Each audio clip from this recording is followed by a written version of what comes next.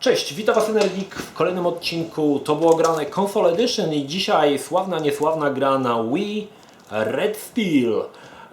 Stworzona przez Ubisoft. Jest to ekskluzyw na tą konsolę. Jest to jedna z pierwszych gier, która próbowała wziąć się za bary z grą typu FPS na Nintendo Wii, czyli FPS, ale sterujesz wibratorami. Gra niesławna z tego powodu, że jest tu jedna rzecz, która pogrzebała ten tytuł całkowicie, ale jeżeli przymknie się na to oko, to trzeba przyznać, że gra miała całkiem niezłe pomysły. W grze wcielamy się w nie wiem, jak on się nawet nazywa, teraz się zawiesiłem, w jakiegoś gościa nie pamiętam, jak on się nazywa, który ma poślubić córkę bossa Yakuzy. I to się dzieje w Los Angeles.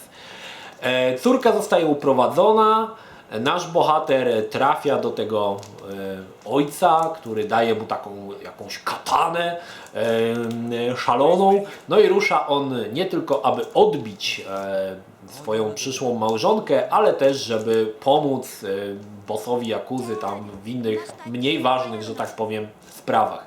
I sam pomysł jest ok, mocno nawiązuje do filmów Johna Woo. Mamy takie, powiedzmy, sceny, które gdzieś już w jakimś takim filmie, szczególnie takiego kina kopanego, gdzieś już mogliśmy zobaczyć. I sam pomysł był spoko. Bardzo mi przypominał, taka gra była Strangla? Nie pamiętam. Była taka gra, którą chyba nawet John Woo robił. Nie pamiętam dokładnie, jak ona się nazywała. Coś na S. Kończyłem tą grę, już nie pamiętam. Nieistotne. Gra wyszła w 2006 roku i było to, powiedzmy, nie mogę powiedzieć, że startowy tytuł, ale jeden z takich tych pierwszych tytułów na konsolę Wii. I słuchajcie, był to FPS, także sterowanie, powiedzmy, Wilotem i nunchakiem w grze FPS jest dosyć, powiedzmy, wychodzimy z założenia, że będzie dosyć trudne, ale do tego sobie za chwilkę dojdziemy. Tak jak powiedziałem, sama gra korzysta z takich klisz, właśnie z takich filmów akcji z Hongkongu i głównie chyba z Hongkongu i z Japonii, nie wiem, Wielka Draka w chińskiej dzielnicy, wiecie, tego typu produkcje. I jak słuchajcie, na Wii prezentuje się całkiem nieźle, a widać też, że Ubisoft miał parę fajnych pomysłów odnośnie samej gry, bo oprócz tego, że muszę wziąć niestety Wilota, żeby Wam pokazać, bo zakładam, że niektórzy nie mieli. Nunchakiem sterujemy postacią, natomiast tym strzelamy. I fajnym pomysłem na przykład było to, że jeżeli chcesz przybliżyć sobie czyli przybliżyć celownik. W grach na komputer, na PC-cie czy tam na konsoli jest automatyczne. Gdy przykładamy broń do oka, automatycznie następuje przybliżenie. Tutaj zrealizowano to troszkę inaczej. Możemy przystawić do oka, ale żeby przybliżyć, musimy przysunąć Wilota do przodu, do telewizora. Wtedy następuje zoom. I podobnie też jest przy strzelaniu ze snajperki.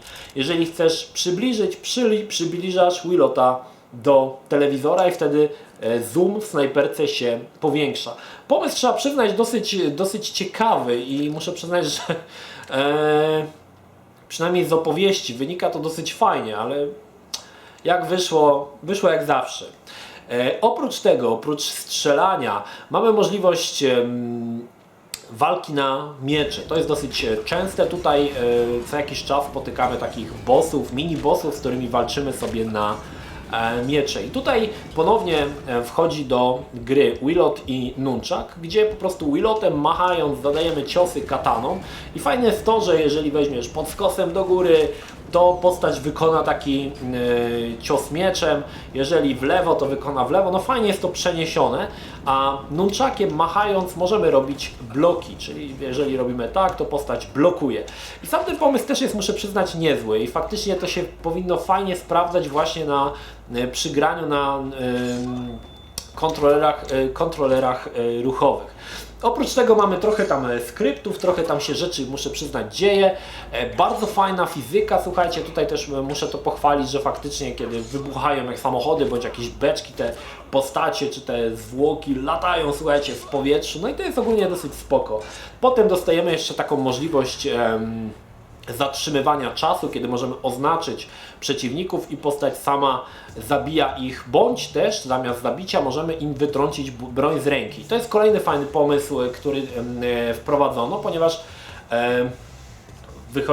Ubi wyszło z założenia, że wszyscy tutaj mafiozi i pracownicy, czy tam nie wiem, jacyś tam żołnierze jakuzy są oczywiście mocno honorowi i polega to na tym, że możesz oznaczyć na przykład pistolet naszego przeciwnika i w momencie, kiedy czas zacznie płynąć, nasza postać strzeli mu w pistolet, pozbywając go broni i wtedy możemy, trzymając tak Willota i pokazując w dół, tak, bronią w dół, kazać im uklęknąć i się poddać. I to jest też kolejny fajny pomysł, zwłaszcza, że wprowadzono jeszcze dodatkowe rozwiązanie, że są tacy mini-bossi, czy tam powiedzmy, może nie mini-bossi, ale na przykład jacyś tam wyżej postawieni żołnierze jakuzy. Jeżeli pozbędziemy się u niego broni, to wszyscy pozostali ludzie też się poddadzą, tak jak ich tam wódz, tak? Ten wódz, który tam im przewodzi. Także to jest też kolejny muszę przyznać, fajny powód. Fajny pomysł i tu widać, że Ubi miało sporo takich ciekawych pomysłów, żeby tą grę zapełnić i żeby stworzyć coś, powiedzmy, co już znasz, tak? Gra, w którą już grałeś tysiące razy, ale poprzez to, że są te kontrolery ruchowe, żeby było to coś nowego. No dobra, co spieprzono w tej grze? Fundamentalną, podstawową rzecz, która praktycznie dla wielu z Was uniemożliwi ukończenie tej gry. Sterowanie. Dziwię się, że ktokolwiek zdecydował się wydać grę z tak skopanym sterowaniem. Sterowanie jest nieresponsywne, dzieją się jakieś różne rzeczy. Jeżeli nie grałeś nigdy na Wii, prawdopodobnie przez większość czasu będziesz stał w kółko i patrzył się w sufit i kręcił się, bo takie rzeczy tu się zdarzają. Gra jest tak trudna pod kątem sterowania, szczególnie, wiecie, trzymając rękę, powiedzmy sterowana na telewizor, nigdy nie jest tak, że trzymasz tą rękę nieruchomo, no rusza się tak delikatnie. I teraz wyobraźcie sobie taką sytuację, w grze na przykład gracie w Call of Duty, kiedy strzelacie do przeciwnika, celowanie myszką zajmuje ułamek sekundy i możesz oddać strzał. Tutaj celowanie wymaga paru sekund, zanim ustawisz i strzelisz, tak? Także to jest dosyć trudne, zwłaszcza, że ten kontroler jest dosyć to sterowanie jest dosyć takie, muszę przyznać, nie chodzi mi o responsywność, ale wiecie, minimalny ruch dłoni, widać, że ta kropka już tam lata po tym ekranie jak szalona. Także to jest dosyć, muszę przyznać, skopane. Znaczy ogólnie skopane jest całe sterowanie.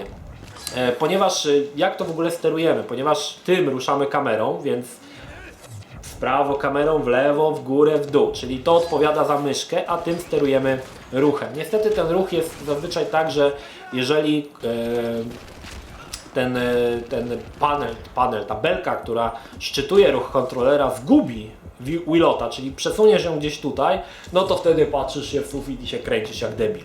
Także cały czas walczysz właściwie nie z przeciwnikami, tylko z tym pieprzonym sterowaniem.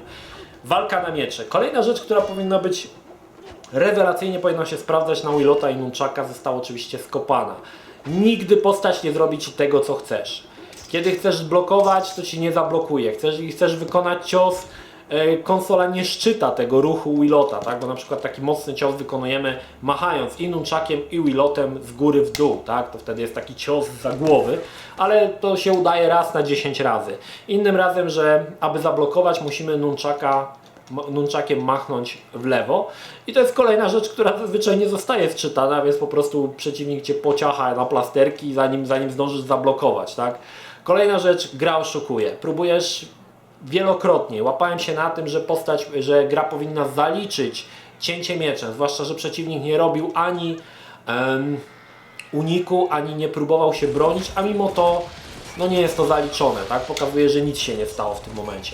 No i kolejna rzecz, która dla wielu może być, ja spodziewałem się, że to będzie już dla mnie nie do przejścia. W pewnym momencie dostajemy taki trening w grze, który daje nowe możliwości machania kataną. No i tam mówię sobie, a dobra, zrobię sobie ten trening, bo tam można nowe ciosy, nowe kombosy i tak dalej. Słuchajcie, poległem na treningu na długi czas, na chyba ze 2 godziny, słuchajcie. Trening polega na tym, że babka ci pokazuje cios i musisz go powtórzyć 3 razy. No banał. Ze 2 godziny się męczyłem z jednym ciosem, ponieważ wymaga on powtórzenia dokładnie chyba 4 ciosów. Lewo, prawo, lewo i kolejny, ostatni cios, odsunięcie od siebie nunchaka i wilota. Ten cios nie wchodził prawie nigdy. Więc lewo, prawo, lewo i odsuwasz od siebie nunchaki. Myślałem, że już nie przejdę tej gry, zwłaszcza, że no ten trening, powiem wam szczerze, że ten trening to mnie zgiął. No ja nie potrafiłem, no męczyłem się ze 2 godziny, stałem przed tym telewizorem, bluzgałem już na czym świat stoi, cały upocony, śmierdzący, ale żeby to przejść, w końcu mi się udało, ale nie tego samego dnia, następnego dnia, bo już byłem tak wściekły, że wyłączyłem, następnego dnia udało mi się ten trening przejść. I słuchajcie, no to sterowanie w tej grze jest legendarnie złe. Jeżeli obejrzycie jakąkolwiek recenzję, każdy fluga na sterowanie. Z jednej strony mogę jeszcze to wybaczyć, ponieważ było to jedno z pierwszych podejść na gry FPS na Wii, jeszcze może nie wiedzieli, jak tego dokonać, bo wyszła też druga część Red Steel, warto o tym wspomnieć, druga część Red Steel, gdzie to sterowanie podobno jest o wiele przyjemniejsze i w ogóle nie ma tych problemów, które miała część pierwsza, ale to się jeszcze tutaj z tym się jeszcze przekonamy, czy to faktycznie tak działa.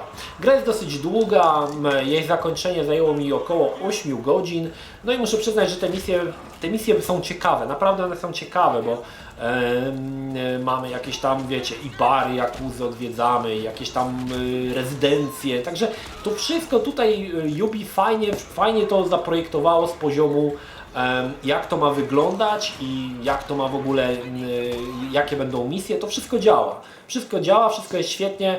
Problem jest taki w momencie, kiedy próbujesz sterować tym. Wtedy cały ten czar pryskał. Dodatkowo też warto tutaj wspomnieć, że jak na Wii całkiem przyjemna jest grafika i muszę przyznać, że całkiem nieźle to wyglądało i tła i te postacie, no wszystko było super, nie? Ale moment, kiedy zaczniesz sterować, to po prostu chyba tylko to, że słuchajcie, mam wyćwiczoną cierpliwość poprzez granie w te wszystkie gry do Zagrajmy w Krapa, nie poddałem się i tą grę ukończyłem. No i na koniec najbardziej idiotyczny pomysł, jaki w ogóle kiedykolwiek w życiu słyszałem na temat gier wideo. Dochodzisz do ostatniego bossa. I teraz masz jedną szansę, żeby tego bossa pokonać. Jedną, jedyną szansę. Jeżeli go nie pokonasz, dostajesz złe zakończenie i musisz przejść całą grę od samego początku, aby spróbować jeszcze raz pokonać tego bossa. No ludzie, kto tak robi? Ja rozumiem, że mogą być 2 zakończenia, dobre i złe, ale niech jak będzie to złe zakończenie, żeby cofnąć chociaż przed tą walką z tym końcowym bossem i spróbować go pokonać jeszcze raz. Niestety, jeżeli go nie pokonasz, ponieważ gra korzysta tylko z jednego save'a, w momencie, kiedy go nie pokonasz i on cię pokona, to od razu dostajesz save'a i musisz grać całą grę od samego początku. No powiem wam, że no to już był mega idiotyzm. Faktem jest, że ja się dowiedziałem o tym, ponieważ przeczytałem na GamesFAQu, żeby się wystrzegać tego i udało mi się go pokonać za pierwszym razem i ogólnie tam jest zalecenie, że jeżeli już widzisz, że przegrywasz, to trzeba zresetować konsolę i odpalić ją jeszcze raz. No ludzie, no kto tak robi? Kto w ogóle tak robi takie rzeczy? No Yubi, ogarnijcie się trochę. No także parę pomysłów, które w mojej opinii przekreśliły ten tytuł. Ogólnie jest to Red Steel jest uważany raczej za krapa niż za dobrą grę z powodu tego żenującego sterowania. Aż dziwię się, że to przeszło w ogóle jakieś beta testy, że tam w ogóle były jakieś beta testy, bo aż mi się nie chce wierzyć w to, że ktoś wypuścił takiego bubla z takim słabym sterowaniem i kazał za to płacić sobie pieniądze i jeszcze się pod tym podpisał marką Ubisoft. No masakra, nie? Ale jeżeli przymkniecie na to oko, a wierzcie mi, że nie przymkniecie na to oko, bo się na to nie da przymknąć oka, ale jeżeli tak zaprzecie się w sobie, tak? Wiecie, bo to jest, ta gra to pokazuje wam jak być samurajem, tak? Walczyć z samym sobą, z przeciwnościami losu, żeby dojść do końca, no, pokazać, że jesteś samurajem. Jeżeli chcesz być prawdziwym samurajem i sięgniesz po tą grę, a ona kosztuje na Allegro, nie wiem, z 10 zł ta gra, no to myślę, że miejscami będziesz nawet fajnie się bawił. No właśnie, no tutaj to już jest ten taki... będziesz fajnie się bawił, ale nie będziesz mógł sterować. No. Nie no, ogólnie pomysły, muszę przyznać, które Yubi miało, były fajne. Sam pomysł stworzenia takiej gry na podstawie właśnie takiego kina akcji z Hongkongu bardzo fajny, bardzo mi się podobało. Sama fabuła, powiedzmy, że jest ok, nie mogę powiedzieć, że jest, to nie jest jak Yakuza na PlayStation 3, no ale powiedzmy, że ta fabuła jakoś tam jest takim standardem. I strzelanie, kiedy już troszkę się ogarniesz, bo powiem wam, że przez 8 godzin nie ma bata, żebyś się przyzwyczaił do tego sterowania, bo to nie chodzi o to, że to sterowanie jest zaprojektowane źle, ono po prostu nie działa w większości wypadków. I łapiesz się na tym, że ta kropka ci skacze z jednego miejsca w drugie, a ty w ogóle znowu patrzysz w sufit i się kręcisz jak debil. Ale no jeżeli spróbujesz, no to mówię, no całkiem przyjemna graficznie gra na Wii, ze sterowaniem, gdzie próbowano stworzyć coś nowego, no ale nie pykło. Podobno w drugiej części pykło, no zobaczymy. No. Także ciężko mi powiedzieć, czy polecam, bo to już zależy od was. Zależy jakie macie nerwy i ile macie samozaparcia w sobie, żeby tą grę ukończyć. Chociaż powiem wam, że nie bierzcie, cokolwiek robicie, nie bierzcie treningu. Przechodźcie grę na tym, co macie i nie bierzcie treningu, najwyżej nie poznacie kombosów. Także jeżeli chcecie, spróbujcie. Wyzwanie. Jest to gra, która stanowi wyzwanie. Może tak to ujmę.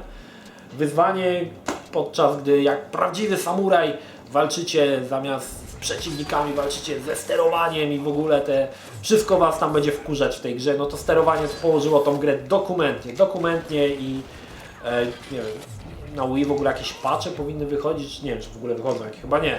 Także no kaplica, nie? No kaplica, no także Red Steel, chciałem w tą grę zagrać, bo słyszałem, że właśnie to taki FPS, ekskluzyw, ten RFR, mówię zobaczę, bo nie grałem żadnego FPS-a na Wii. No to sobie pograłem, no. Nerwów natraciłem, ale udało mi się grę skończyć. No i z tym właściwie zostawię was z własnymi myślami, czy chcecie zagrać, czy nie, bo to już od was zależy. No, tak to wygląda niestety. To tyle. Pozdrawiam was, Energik, trzymajcie się, do następnego. Cześć.